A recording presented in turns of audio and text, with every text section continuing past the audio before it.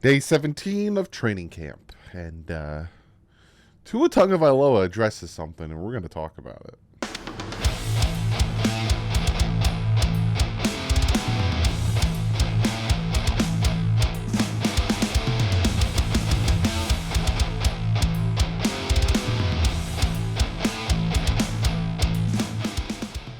What is up, Finn fans?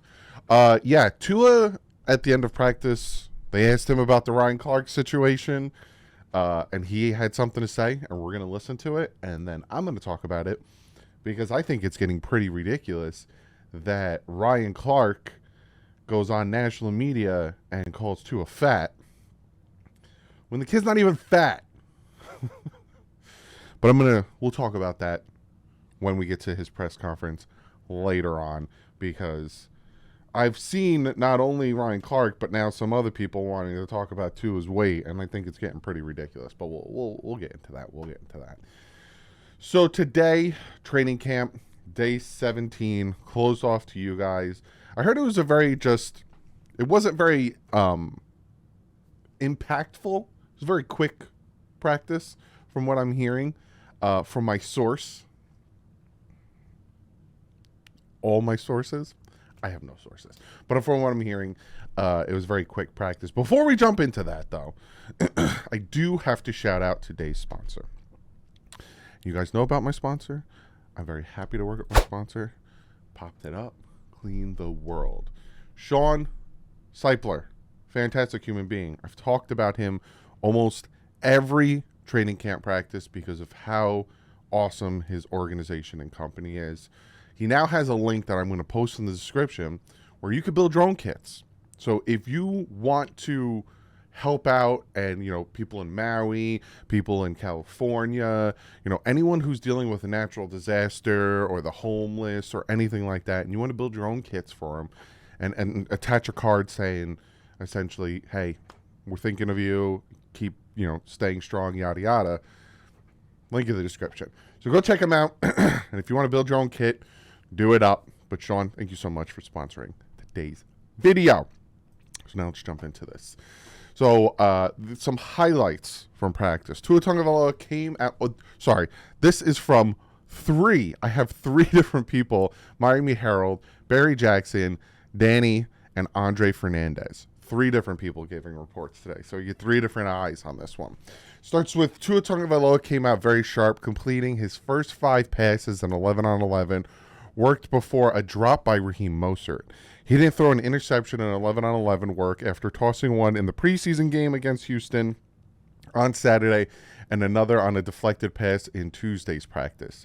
In Wednesday's initial 11 on 11 drills, Tua threw 12 yards to River Craycraft, then 15 to Cedric Wilson Jr., then another 20-yarder to Robbie Chosen. Tua then threw dump-offs to Mostert and Durham Smythe, with Smythe's borderline touchdown. Mostert then dropped a potential touchdown from Tagovailoa on a short throw. In subsequent dyslexia, in subsequent 11 on 11 drills, Tagovailoa hit Smythe on a 3-yard dump, but then Veron McKinley made a nice pass breakup on a 25-yard pass to Cedric Wilson.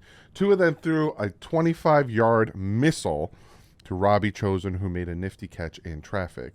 Tua then threw a sidearm 10-yard to rookie tight end Julian Hill, who ran for another 10. More Tagovailoa highlights from subsequent 11 on 11 drills: 10-yard pass to Mostert, 16-yard pass to Braxton Berrios, and then a dump off to Myles Gaskin, and then another 12-yarder to Craycraft. In early red zone work among receivers, quarterbacks, and defensive backs, Javon Holland intercepted a pass that was deflected.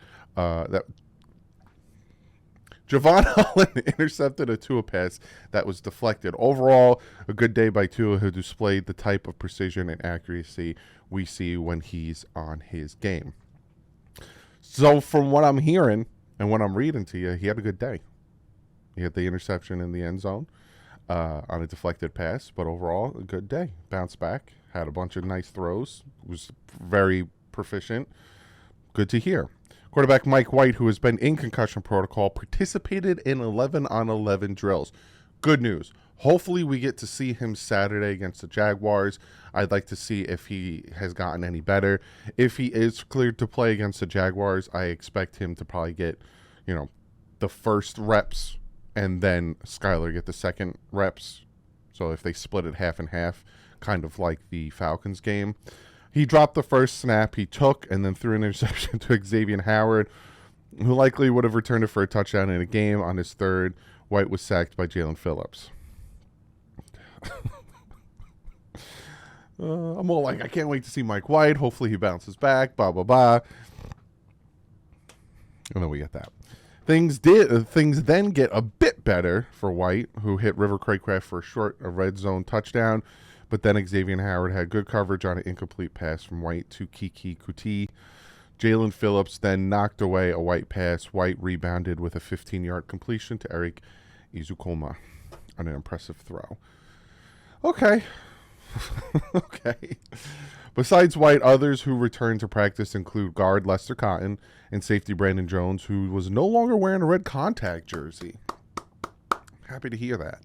Players who did not practice was Devon A-Chain, Jalen Waddle, Tyreek Hill, it was a rest day, Braylon Sanders, tight end Eric Sorbert, guard Robert Jones, MCL sprain, Teron Armstead, Mike Rose, cornerback Justin Bethel, corner Jalen Ramsey, who's expected back in November or December. I'm thinking November. Like I said, I think he's coming back after the bye. The fact that he's walking around with nothing on, I think it's going to be after the bye against the Raiders. Skylar Thompson wasn't badly off, but several of his passes weren't completed because of a good coverage. Noah in one case and Perry Nickerson in another instance on a deep ball. A receiver falling, Craycraft, or other circumstances. Among Thompson's good moments on Wednesday, Cedric extended his arm above his head to grab a pass from Thompson for 25-yard gain, beating Keon Crossan and Trill Williams. I noticed that too. Like, that's kind of that last one I just read where Cedric Wilson had to extend his arm over his head. I'm like getting flashbacks of the pass to Chosen in the preseason game where he kind of had to reach behind him. Andrew Van Ginkel had a tackle for loss on Jeff Wilson's run. Then Bronson stuffed another run by Wilson. But Wilson had a few good carries, including one that gained about 10 yards. Then Raekwon Davis stuffed Mostert run. Davis has had a solid camp, but Mostert then had a very good run for 20-plus yards. Tight end Canner. I was going to say Tanner because I'm dyslexic. Tight end Tanner Connor, back up from the pub list, extended his arms to make an exceptional catch on the James Blackman throw. No defender was near him, and he took it for a 40-yard touchdown. It's good to hear. Rookie Nebraska edge player Garrett Nelson had a sack. He continues to make a strong push for a roster spot. I'm really liking Garrett Nelson. We saw him with the sack against the Falcons. Good to fullback Alec Ingold back. I feel like that's a mistype. I'm assuming it meant to say good to see fullback Alec Ingold back after multi-week absence, but it just says good to fullback. He had a 10-yard catch and a run on a throw from Tagovailoa. Safety Deshaun limited Smythe to a 2-yard gain on a pass from Tua. Training camp concluded with a 10:45 practice on Thursday in Miami Gardens in the final full practice open to fans and reporters this calendar year. So tomorrow at 10:45 is the last one open to you guys. Reporters can watch only the first 20 minutes of practice for the next 5 months. Fans can only attend games for the remainder of 2023. So again, tomorrow 10:45, you guys are there. I'll probably be able to give you good play-by-play and all that stuff. But then after that, reporters are only allowed there for the first 20 minutes. So tomorrow might legitly be the last training camp video. And I might just give you some updates here and there because they're probably not going to tell us much with only 20 minutes to spare on all that stuff. But that's what I got for you guys from camp today. Let me show you a video. Miami Dolphins released one video today, and it is Tua rolling out to his right and kind of throwing a no-looker. Show you it. To Chosen, rolling out. kind of looking to his left, kind of threw it to the right. Just having fun, working on some things. Nothing really crazy there. Now, what I wanted to show you. So this is Tua kind of talking about, the whole shebang with Ryan Clark. We're going to listen to it. Wait, what? Was analyst on ESPN. Oh, got you. Sorry. Yeah, sorry. Sorry. I thought you were saying something. He had some criticism about you, saying that you didn't hit the gym in the off season, you didn't follow nutritionist advice. Yeah. If he were here, what would you say to him? He probably knows more about me than I know about myself. I don't know. Ryan's been out the league for some time. I don't know. It's a little weird when other people are talking about other people when they're not that person. So I don't know. It's just a little weird. I come back. I like my background is like I come from a Samoan family. Like respect is everything, but it does get to a point where, hey, little easy on that, buddy, because I think we're pretty tough-minded people, and if we need to get scrappy, we can get scrappy too. Just saying. How hard did you work in the off season? I mean, I think we all worked hard throughout the off season, and I'm not someone to talk about myself the entire time, but it takes a lot. You think I wanted to build all this muscle? Like, to some extent, like I wanted to, I wanted to be a little lighter. There's a mixture of things that people don't understand, that people don't know about, that are talked about, that go behind the scenes. So, I'd appreciate if you kept my name out your mouth. That's what I'd say. Clark? Oh.